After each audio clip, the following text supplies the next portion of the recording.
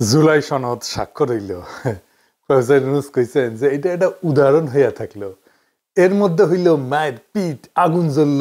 NCP কইল জুলাই সনদের আইনি ভিত্তি না থাকলে তারা সাইন করবে না, যায়নি তারা সাইন করতে।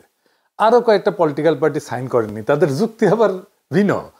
সেটা হইতেছে যে জুলাই সনদে মুক্তিযুদ্ধের চেতনায় যথেষ্ট সুদানো হয়নি আর কি, কম সুদানো হয়েছে, তাই তারা সাইন করবি না। সবাই সাইন করলে কি হইতো? তার আগে আসেন একটু দেখে নেই কারা কারা এইখানে ছিল। মঞ্চে ছিল রাজনৈতিক দলগুলা, আর নিচে বসেছিল বাংলাদেশের মন্ত্রী আর এলিটেরা। এইখানে সাধারণ কোনো মানুষ ছিল না, ছিল অসাধারণ সব মানুষ। পুরা নিরাপত্তার চাদরে মুড়ে কিছু পলিটিক্যাল এলিটরা আর কিছু ধান্দাবাজ।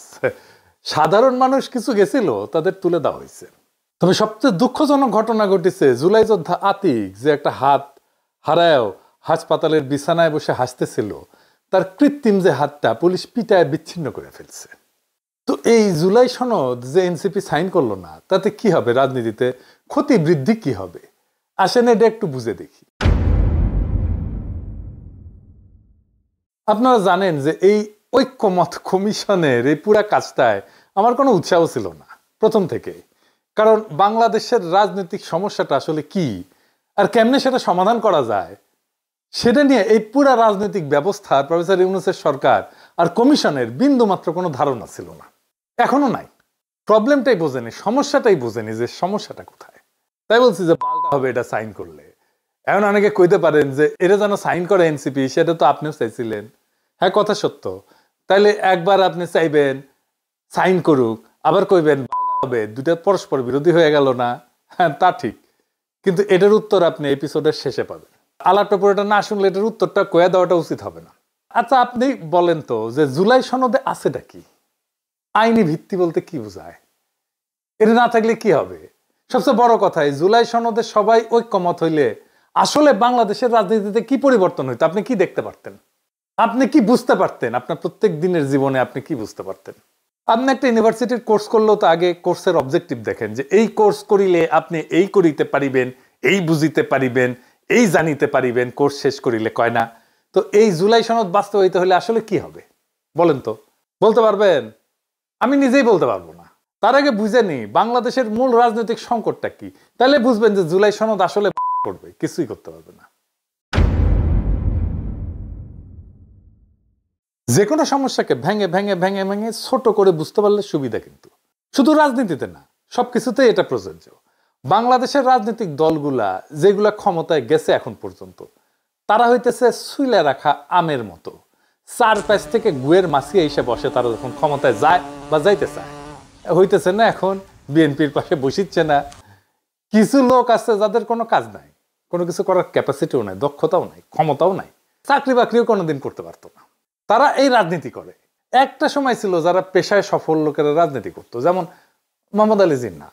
সেই সময় লন্ডনের সবচেয়ে বিজি ব্যারিস্টার ছিলেন উনি, প্রচুর ফি। উনি রাজনীতিতে আইসা আসলেই পার্সোনাল ত্যাগ করছেন। কিন্তু ধরেন শর্দির বডিগার্ড, ওই তো 18 বছর বয়সে ক্লাস 8-এ পড়তো। ওই টাইম থেকে শুরু হয়েছে রাজনীতিতে ভালসুনদের আনাগোনা। ঘষ্টায় ঘষ্টায় ডিগ্রি পাস, হাসিনা তো উদাহরণ আছেই। তো এমন মানুষের হাতে যদি দেশের দায়িত্ব যায়, তাই তো দেশ তো পুঙ্গা মারা খাবেই, তাই খাইতেছে। সেই বডিগার্ড থেকে শুরু, আর পারছি না গুরু, একটা কবিতা আছে জানেন? হ্যাঁ, জানেন না? এই কবিতা কে লিখেছে সেটা খুঁজে পাওয়া যায় না, কিন্তু ওই ব্লগ জামানায় দারুণ জনপ্রিয় ছিল, শুনবেন? হ্যাঁ, মজা আছে কিন্তু। এটা হইতেছে, আর পারছি না গুরু, 23টা বছর ধরে প্যান্টে শার্ট গুজে পড়ে, আর পারছি না গুরু, সেই নার্সারি থেকে শুরু। পাড়ার যত ছেলেগুলো সবার ঘরে বউ এলো, মা বলে মন দিয়ে পড়ো, আর পারছি না গুরু, সেই নার্সারি থেকে শুরু।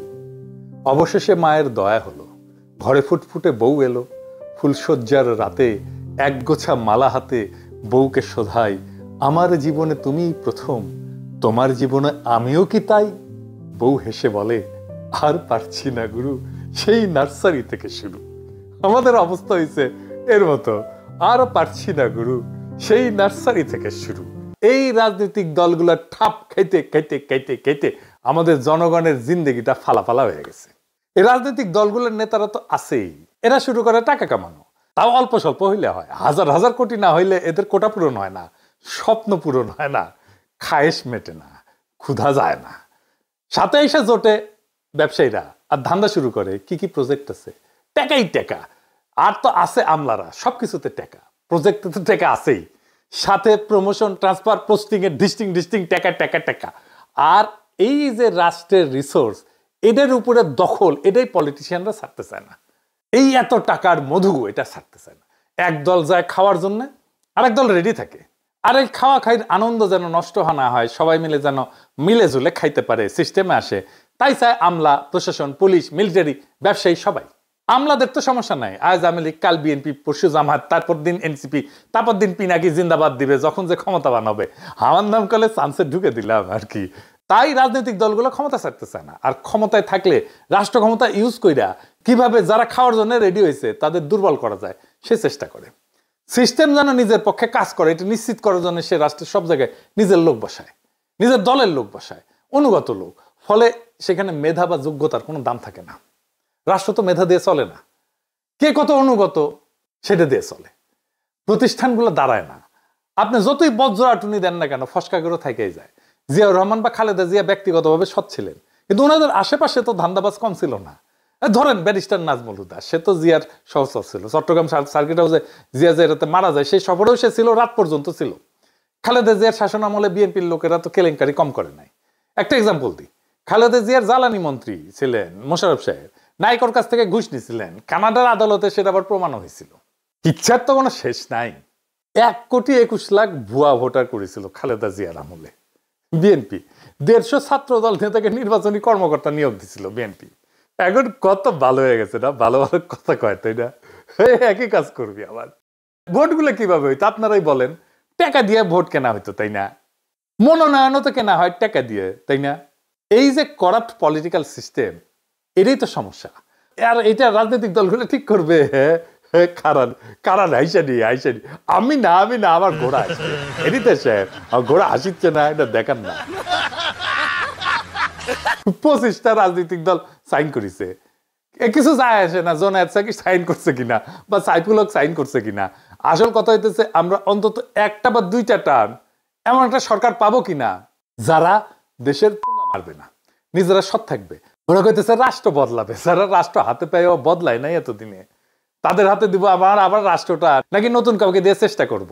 আমার বুদ্ধি বলে নতুন কাউকে দিয়ে চেষ্টা করা, যে আপনার ভোটটাকে একটা দায়িত্ব হিসেবে দেখবে, আমানত হিসেবে দেখবে। তাদের একবার দেশের দায়িত্ব তুলে দেওয়া যায় কিনা সেটা আমাদের আলাপ করতে হবে। তাহলে আমরা কি ঐক্যমত হব না কোনো বিষয় নিয়ে? অবশ্যই হব। তো সেটা কি নিয়ে হইতে পারে, সেটাই ঐক্যমত কমিশনের কাজ করা উচিত ছিল, সেটা করে নাই। এটা কিন্তু বেশি সময়ের কাজ না, 1 সপ্তাহ কাজ করলেই হয়ে যেত, 1 দিন ধরে ঘষ্টাইতে হয় না। শোনেন, আসেন আমি বলি কি কি। 1 নাম্বার, যে দল ক্ষমতায় যাবে তারা কিভাবে বিরোধী দলের সাথে আচরণ করবে। তারা কি শান্তিপূর্ণভাবে ক্ষমতা হস্তান্তর করবে, দমন পীড়ন করবে না, ভোটের ফল মেনে নিবে, ভোটকে প্রভাবিত করবে না। 2 নাম্বার, বিরোধী দল যে থাকবে সে সরকারের সাথে কিভাবে আচরণ করবে। তারা কি আওয়ামী লীগের মতো 200 দিন হরতাল করবে?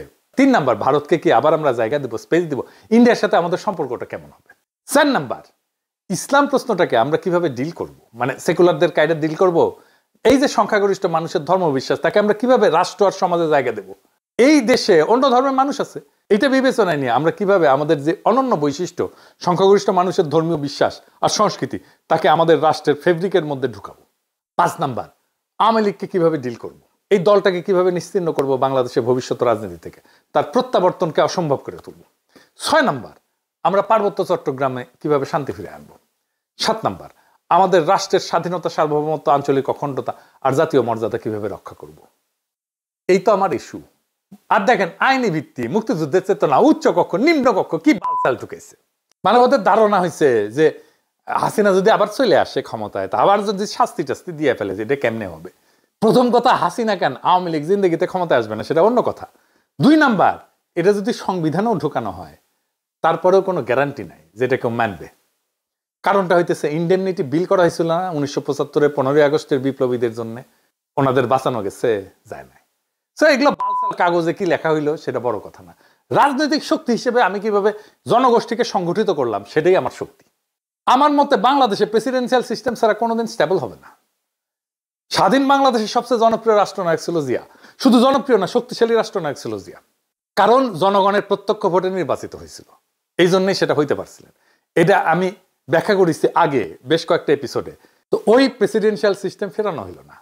যখন বাংলাদেশের জনসংখ্যা ছিল 7.5 কোটি, তখন ছিল 300 আসন সংসদে, এখন 18 কোটি মানুষ, এখনো 300 আসন। এটা কিছু হইল? পুরা জুলাই সনদ হয়েছে এরকম একটা কসমেটিক সার্জারি। এটার কোনো ভ্যালু নেই আমার কাছে। আপনাদেরও এটা নিয়ে চিন্তা করা উচিত না। এটা কি আছে, হাতি না ঘোড়া, বাঘ না ভাল্লুক? এটা কাগজের কাগজ, এটা কিচ্ছু হবে না। আমি কয়ে দিলাম আজকে, কিছু হবে না। নতুন একটা সংবিধান করে চিল্লাইছি আমরা। এইরকম একটা সংবিধান তো এরাই বানাইতো, এরাই তো যাইতো সংবিধান সভায়, এরকমই একটা সংবিধান বানাইতো। তাই এসব নিয়ে আমার কোনো উচ্ছ্বাস নাই। কিন্তু তারপরে আমি কেন চাইছি এনসিপি সাইন করুক? কারণ হইতেছে, প্রথমত আমি চাই নাই এনসিপি সিপিবি বাসদ জাসদের মতো বাতিল মালগুলোর সাথে একই কাতারে দাঁড়াক। 2 নাম্বার হইতেছে, যা করছে এটারই উৎসাহ দেওয়ার জন্য আমি বলছি সাইন করুক। আমি যেহেতু হাসিনার দলের বাইরে সবাই আমার এলাই ভাবি, তাই তাদের নিছক উৎসাহ দেওয়ার জন্য আমি এটা বলছি। ধরেন আপনার বাচ্চা একটা ছবি এঁকে আনিছে, সেটা হাতি না ঘোড়া না বাঘ না ব্যাং না ভাল্লুক না হারমোনিয়াম, কিছুই বুঝিচ্ছেন না। তো আপনি কি আপনার বাচ্চারে কইবেন দূর কি আঁকিছো, ফেলাও এটা, কইবেন? তা তো কইবেন না। কইবেন বাহ বাহ সুন্দর আঁকিছো তো, এটা কি আঁকিছো? যদি কয় গরু আঁকিছি, তাহলে বলবো আচ্ছা আসো আরো ভালো কেমনে আঁকা যায়, আগে চলে দেখে আসি গরু কেমন। তো গরু দেখে কইতাম গরুর তো একটা লেজ আছে, তাই না? তো তোমার ছবিতে লেজ কোথায় আঁকিছো? তো বাচ্চা তখন নিজেই নিজের ভুলটা আইডেন্টিফাই করতে পারে। তাই তাদের কইছে যে সাইন করো। যেটুকু হয়েছে সেটাই সাইন করতো, যেটুকু একমত হয়েছে সেটাই হইল, সেটাই অর্জন। মানে আমি কামান চাইছিলাম, পাইছি বাঁশের লাঠি, তো বাঁশের লাঠিকে আমি নিমু না? অবশ্যই নিমু। এটুকুই আমার অ্যাচিভমেন্ট। এটা একটা প্রতীকী গুরুত্ব থাকে, যদিও এনসিপি নিজেদের বাচ্চা বলে মনে করে না। এটাও একটা সমস্যা, ওরা সবার থেকে বেশি বুঝে। তো জুলাই সনদে যে বৈশিষ্ট্যগুলো অন্তর্ভুক্ত করার কথা এনসিপি বলছে, এগুলো লিপিবদ্ধ করার পথে বিএনপি প্রধান বাধা প্রথম থেকে। এই বিএনপির সাথে এই এনসিপি সকাল থেকে সন্ধ্যা পর্যন্ত রাতের পর রাত বিভিন্ন নেতার জন্য সিটের জন্য নেগোসিয়েশন করছে, সবাই জানে। তো এইখানে সততা, নীতি, নৈতিকতা, রাজনীতি এগুলো কই? এগুলো তো নাই। যেই জুলাই সনদ নিয়ে তারা একমত হইতে পারতেছে না বিএনপির সাথে, সেই বিএনপির সাথে সে সিটের নেগোসিয়েশন করতে যায় যদি, তাহলে কোনোদিন সে জুলাই সনদে একমত করতে পারবে? কোনোদিন বিএনপি ঐক্যমত কমিশনে দেওয়া এনসিপির দাবি মানবে না। তো ধরা যাক একজন শ্রমিক সংগঠনের নেতা সরকারের কাছে ন্যূনতম মজুরি বাড়ানোর দাবি নিয়ে আন্দোলন করতেছে, সরকার তার সাথে আলোচনা করতেছে, কিন্তু এখনো সিদ্ধান্ত নেয়নি। এই সময় সেই নেতা সরকার একটা প্রকল্পের কনসালটেন্সি কাজ পাওয়ার জন্য একই মন্ত্রণালয়ে একজন সচিবের সাথে অন্য ইস্যুতে দর কষাকষি শুরু করলো।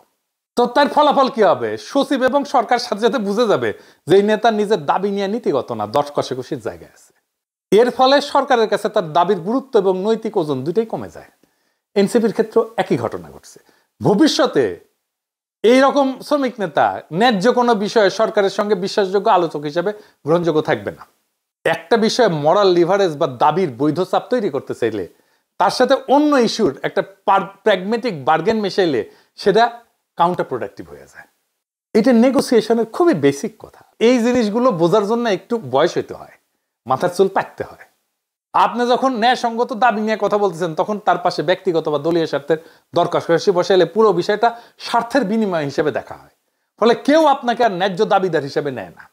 তো এনসিপি যদি জুলাই সনদে কিছু বৈশিষ্ট্য অন্তর্ভুক্ত করার দাবি তোলে, সেটা একটা নীতিভিত্তিক অবস্থান। কিন্তু একই সময়ে তারা যদি বিএনপির সাথে সিট নেগোসিয়েশন শুরু করে, তাহলে বিএনপি সহজেই তাদের দাবিকে একটা ট্রেডিং চিপ হিসেবে ব্যবহার করবে। নীতির প্রশ্নটা হারায় যাবে এবং এনসিপির লিভারেজ বা প্রভাব বিস্তার করার ক্ষমতা এটা পুরোপুরি শেষ হয়ে যাবে। তাই হয়েছে। আমি যদি বিএনপি হইতাম, আমি একই কাজ করতাম। বিএনপি ঠিক কাজ করছে।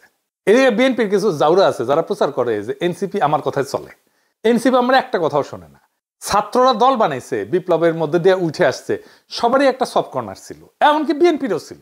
আমি 5 মাস আগে বলছি যে এইভাবে চললে এনসিপি কিন্তু ভাঙবে। শুধু তাই না, বাকেরের বামদের সাথে নিয়ে জাতীয় সঙ্গীত গাওয়ার আদিক্ষেতে নিয়েও বলছি। আগে বলছি যে এইটা আজাইরা কাজ, ভোগাবে ছাত্রদেরকে।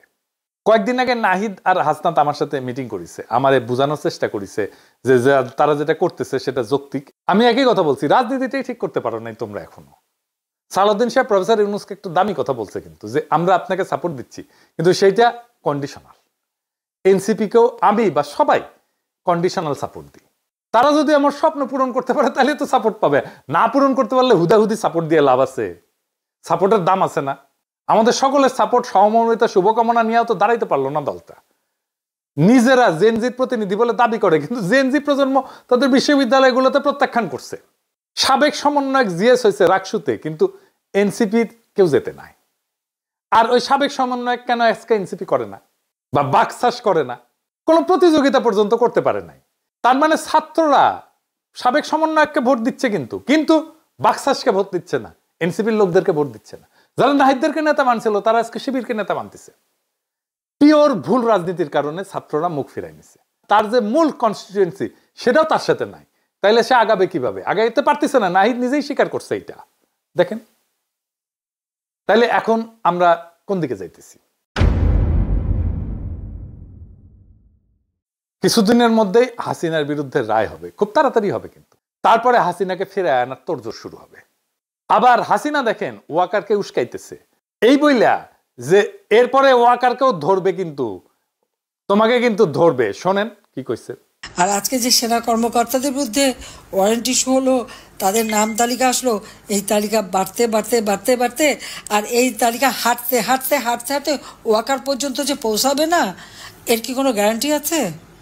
যতই তেল মারুক তাবেদারি করুক, জামাত বিএনপি আর ইউনূসকে চিনতে সময় লাগবে, কারণ আমি চিনছি, আমি জানি। তাই সামনের সময়গুলো খুব অনিশ্চিত অবস্থার মধ্যে দিয়ে যাবে, নানা আশঙ্কা আর অন্তর্ঘাতের মধ্যে দিয়ে আগাবে বাংলাদেশের সব পরিস্থিতি। আমরা আগামী নির্বাচনে যেন একটা দেশপ্রেমিক সৎ নেতৃত্ব পাই, সেই চেষ্টা করতে হবে। আমাদের এই আলোচনা শুরু করতে হবে। আমাদের এখন লক্ষ্য হবে যা যা অপূর্ণ ছিল এই বিপ্লবে, সেই সব আকাঙ্ক্ষা পূরণ করতে পারবে এমন একটা রাজনৈতিক দলকে ক্ষমতা আনতে হবে। প্রফেসর ইউনূস আর পারবে না, তার কারিশমা শেষ, তার সময়ও শেষ, আর কিছু পারবে না। কি দিতে পারবে দেখে ফেলছি আমরা, যেন বিপ্লবকে আমরা নির্বাচনের পরে পূর্ণ করতে পারি, সেই লক্ষ্যে আমরা আমাদের মনোযোগ দেব। আমরা কেবল অভিযোগ করে বসে থাকলে আমাদের ভবিষ্যৎ কেউ চুরি করে নেবে। বদলানোর শক্তি কিন্তু আমাদের হাতে। আমাদের বিচক্ষণ হইতে হবে, সংগঠিত হইতে হবে এবং নীতির সঙ্গে সাহসী হইতে হবে। যারা রাষ্ট্রকে জনগণের হাতে ফেরত দেওয়ার সংকল্প রাখে তাদেরকে আমরা আজকে যাচাই করব, পরীক্ষা করব এবং ভবিষ্যতে ক্ষমতায় পাঠাবো। সেই দিন আসবে যদি আমরা আজ থেকে আলস্য ত্যাগ কইরা কাজ শুরু করি, নিজে জাগি, মানুষকে জাগাই এবং দেশকে ফেরত আনি। তাহলেই আমরা বেহাত বিপ্লবকে সার্থক করে তুলতে পারবো। সেই দিনের অপেক্ষায় আমরা সবাই আছি। ইনকিলাব জিন্দাবাদ।